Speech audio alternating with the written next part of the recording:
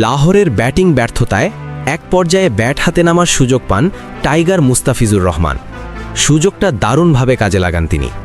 ব্যাটিংয়ে নেমেই চোখ ধাঁধানো এক 4 মেরে নিখুঁত টাইমিংয়ে খেলা সেই শটটি দেখার মতো। বাউন্ডারি আদায় করে দলের স্কোরে যোগ করেন গুরুত্বপূর্ণ রান। এরপর অবশ্য আর ব্যাট করার সুযোগ হয়নি, কারণ শেষ ব্যাটসম্যানও আউট হয়ে গেলে লাহোর অল আউট হয়ে যায়। ম্যাচে পেশোয়ার জালমি দারুণ 76 রানের বড় জয় তুলে নেয় লাহোর কালান্দার্সের বিপক্ষে। বোলিংয়ে আবারও বিপ্লবী বাংলাদেশি পেসাররা। নাহিদ রানা মাত্র 3 ওভারে 15 রান দিয়ে তুলে নেন 2টি গুরুত্বপূর্ণ উইকেট। অন্যদিকে শরীফুল ইসলামও ছিলেন নিখুঁত ও কার্যকর। 2 ওভারে 17 রান খরচ করে শিকার করেন 1 উইকেট। ইনিংসের শুরুতেই এনে দেন ব্রেক থ্রু। মুস্তাফিজুর রহমানও বল হাতে ছিলেন দারুণ। 4 ওভারে 30 রান দিয়ে তুলে নেন 2 উইকেট।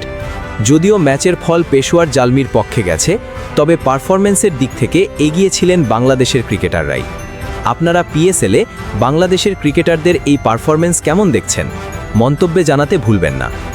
এরা হারলে সাপোর্ট করব, জিতলেও সাপোর্ট।